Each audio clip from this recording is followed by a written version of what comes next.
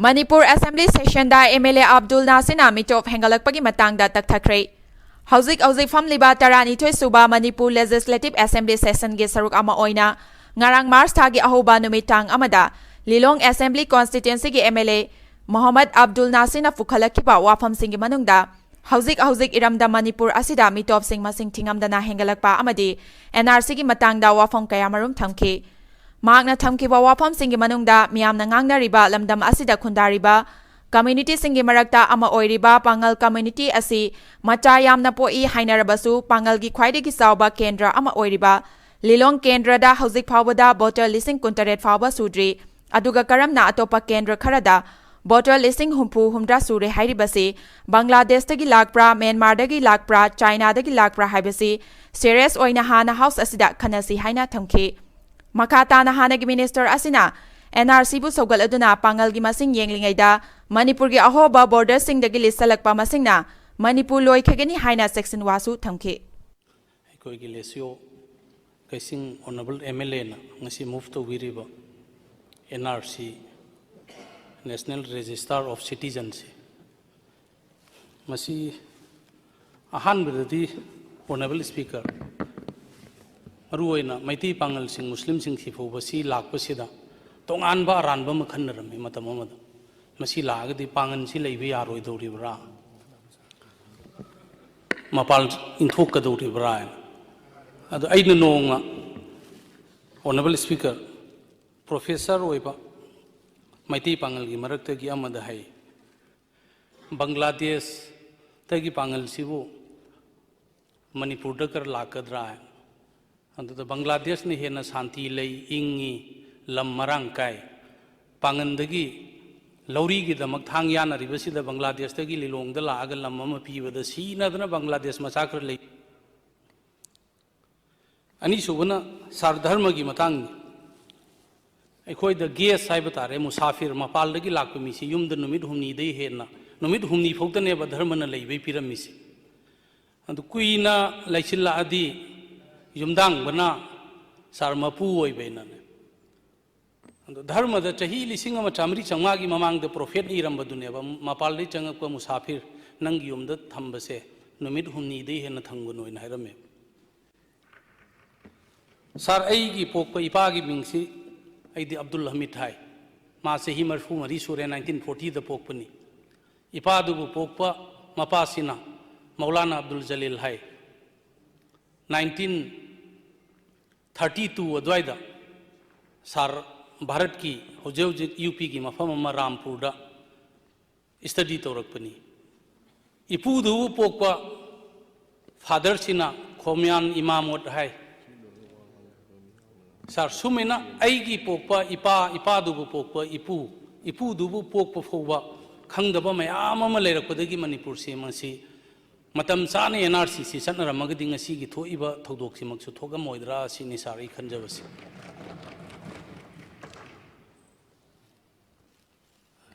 Lilonken Rada Sar MLA I could heck hang Padagi Mati Pangalna, majority of a Kendra Simanipurgi Humfusi the Sea Haktani. Adam Pangal Gimasingsi Hojikti Inang Pama. I could give family said it in now, Marini, and the Inang Pama Nupiam the Gihena Masai Audrey. Inang Pamana Popa, Angankin Nupama, Nupiam, Kataniana, Wangankitan Yamitamoko. And Mafamarang Kangdaba Society Ama Manipurdagi can get the NRC, Sinatana top option later, Brain Kalakusa. Manipurgi Apunba sit General Sitse Mayamnadi 14 na Kalang Manisar Agi Wakal di 41. Kang Pokpi Sisu General Sitki Manung the Chalam do Wamali. And the Kang Pokpi the General Gimiam Borlepangambagi Matam Lay Ribra Hosi. Sar More the Kanakana Kundarami Aitum the community amagi against the Nateko. More the Maiti Pangal Amasung Tamil Singsi, Moregi proper town Simatamamada, majority Nisa, 1980 Gimamanga. Hoji Tamil Kia lady, Moreda, Maiti Kia lady, Pangal Kia lady, Barmagi Masinga, India की मसिंगा कनाना मसिंग हेलीगे यामना कुपना थिदोकपा म तंगाई फदबा लई मसी NRC नतना कनबंग मोसिनी सार इन हाइजनिंगस सार एखोइना ngasi thokriba tangdu leitadaba fiam se shanti hanjilaknaba hotnabada state sida leiriba ekhoi legislature humfu sina stand dominaraga ekhoi sugumba disenama lahoba ngamdraba nrc si chatnaba si ekhoi pangthokpa ngamamdraba adu oragadi tungi manipur maming khaki oigani bharat ki rajya mani hairasu indigenous oina leiriba Kuki सिंगसु चाही सामा की ममांग दे लेरक indigenous सिंगदुगी मायोक्ता नते लेजसनो Manipuri मचा सिंगदो नागा तांखुल चाही चामरी चंगा लिसिंग इतिहास लेनरबा indigenous मयाम से कनगी हारबदी अखोय नंगसी NRC से अखोय की मतमदा भारत सरकार दा ngasi resolution si लौरगा थाबा खक्ते नतना एमएलए हुमफुसिना चटलगा भारत पुनमक चत्रसु मणिपुर से भारत की पार्ट अमनी मफम असिदा तुंगदा नेशनल सिक्योरिटी दा कायब लाक्तनबगी दमक एकोय एनआरसी मणिपुर दा दिसनहन बियो हाइबसी हाइबगी तंगाई फदब लेब्रा हाइबदुनि ऑनरेबल स्पीकर की पुकनिंग चिंगसिमजबसे सार ngasi thoiba फिबम मयाम से एग्जांपल ने करिगुंबा खर थमजगे करिगुंबा मणिपुरी खक्तगी ओइबा पोट ओम ओरमगदी ngasi गी thoiba मिसी मिना मयाम सिसो थोगम होइद्रा एन खल्ले सा म्यांमार अखोई की बॉर्डर ने चंथोक चंचिन लोइनमक्सी फ्री होरगा सार ऑफिशियल सिंगना मतम चाना गवर्नमेंट होइबा कंक्रीट होइबा हाउस इन डिसीजन अम लहुद्रगदी चंगख्रिबा मिसिंगसे अखोइना करम मतम द खंदोकनी सिदैदि सही 35 मंगा 10 लेबगा वोटर लिस्ट दुम हाप्टिलानी आधार नंबरनी आधार नंबर हेक लोइबगदी इंडिया की सिटीजन ओइरबदौना अखोई हाउस सिदसु बर्मादगी मी लाओ हेनिंगाई लेतेने मतम खरे मतुंग देसा लोन नैबा पोटसिदी सार सोइदना तमकनी जापानीज लोन सु जर्मन की लोन सु रशिया की लोन सु मियोइबा अमा ओइना तंबे आबनिना तमाबा मतुंग चही कुल लेराबा कुंठा लेराबा अदु अरगदी अखोई की मणिपुर की फियम सेदा लेरिबा चिंगी अकोइबा बाउंडरी सी तंगाई फदना तौदबा यादबा तौहौद्रबा फेंसिंग सी अदुगा अखोइना एमएलए की तोलो फंगी केंद्र की लंबी खर कोयलास थारी अखोई लेबाक सिदा एम्प्लॉयमेंट खर पीरी हाइबसिदी मतम खर की मतुंगदा हाइरिबा मिसिंगदु एम्प्लॉयमेंट दसु याउसिलकनी मागी मागी केंद्रदा अखोइना सुमैना नुंगाई थोअगा तोलो फंगन नुमिता nga chara ama lowruba ana ayekta mateng khara pangaga leibadunadi manipur soidana mangani अखोई की डेवलपमेंट तौरीबा पुनमक्से सिदगिदी लेबाक कनबसिने हेन मरु ओइसिनी थमजनिंगबसि सा ऑनरेबल स्पीकर ऑनरेबल मेंबर न ngसाई हाय यामना फजबा प्रमाण कया अमग लोइना हाइखिबो वफम सिंगदो अइना अमुक हन्ना हाउस सिदा ngasi की खुदोंग चाबा लौजरगा प्राइवेट मेंबर रेजोल्यूशन सिदा हाउस दैना थमजनिंगबदी एनआरसी ngasi पास तौखरबा मतुंगदा भारत की पार्लियामेंट अमसुंग होम मिनिस्टर ना यारक्त्रगदी अखोई अदुम तौर तौरगा चटपदुगा अखोई ना मखा ताबा करी डिसीजन नमा अखोई ना हाउस इन लौगदगे सिन स्टेट की ओइबा तोंगानबा पॉलिसी अमा पुथोकपिरगा मसी कन्ननबो होना होद्रगदी मणिपुर से सोइदना नोंगमा मीगी खुत्ता ताखिनी सिन ऑनरेबल स्पीकर यंगबियो 1947 द मणिपुर की पॉपुलेशन ऑनरेबल चीफ मिनिस्टर ना हाइबदो मरक मरकता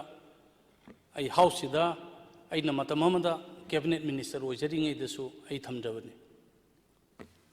पांगन सिंह की पॉपुलेशन सिता येंगगा लेबदा नोंगमा लेबाक लोइनिको अन लिलोंगदा इलेक्शन तौबसी सर टेरिटोरियल काउंसिल की मतमदगी ngasi फौदा लेरिबा पॉपुलेशन से लिलोंग की मपाल की कारबार की नोंग की मी लागंबा अनी लागंबदी खंगदे दता केंद्र की मणिपुर की हुमफुसी लौथोकपियो भारत पार्लियामेंट इलेक्शन तौबदगी ngasi फौदा खंगेन हेंगटपो मफम सिंगसे मतम चाना अखोई लाक्सिनबा तंगाई फदबरा सिन ऑनरेबल स्पीकर सा भोटर लिसिंग हुमफु सूरे हुमद्रा सूरे सी ख्वाइदगी angang pu e hariba pangan chi lilong kendra da sar hojik phawba voter pangan gi lising kuntare chudri abni kendra khara da lising humpu sure hundra sure se Bangladesh dai lakpra Myanmar dai lakpra China dai lakpra si han nei koi serious oina house namda khana se ba sa honorable speaker honorable chief minister gi kendra da su maithei pangal sing khundari eba tariba khundari ba mafam singsi MLA ama onjil aga lepa yabagi voter masing du di sudri eba khetri gauda ka basu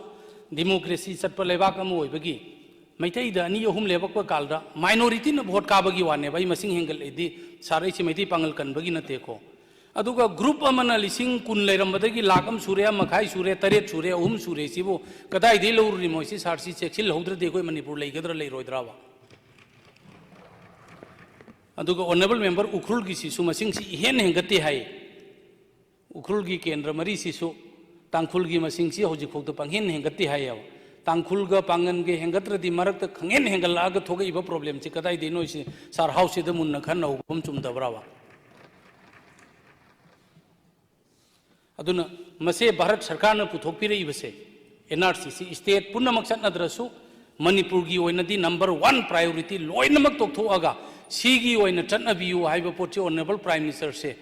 sar amtang unabagi appointment nama model code of conduct pudi laktore masigi si hek pass tawraga manipur chana re haiba sahi manga gi matungda manipur se khwaidagi shanti leiba leibak am oini sini sar aina tamjaning bas sahi lising ani gi ityas leijaba manipur lising ani do ekoina hangatna thiruba ngamdrasu sahi marfu fogi population da di karai area da soiri moisi ko state na policy ama semaga sar masi masu thidok patangai fadawra adugi matungda manipuri oiba indigenous oiba loinamak leiminaba nungsinaba amasung deport tawni hari sisu sar honorable home minister da habiraga asengba aadhar da biometric toba kalda asaba forgery pairiba biometric toba kalda ekhoi gi oi edi indian oidaba misingse masi leidi leibirangani sar honorable chief minister gi pungning singsin jarabada masi gi si tonganba ke mamada makoi gi leifam khotfam matamamada border area da su lan leibadagi kaidagi tangsil lakpa yauraga su masi di deport tonanaba government na policy ama paithok paikhat piba aduga loinana ngasi gi house na ngasi gi resolution na se pass tawraga thaba khakta natana bharat sarkar na su masi thabak oina pangthoraknaba chatnanaba implement taunanabagi damakta aikoi MLA ngasi mak yangkhei present tawrise si loinamak yaubiu hairaga masi madi chatnahanbiu haiba wafam si sar ai ngasi gi pass tawraba tawkhibaga aikoina leithokpa natab tawraba matungda su masthanggi session laktringi da masi chatnanaba hotnabiu haiba wafam kharasi thamjabaga loina ngasi gi house na masi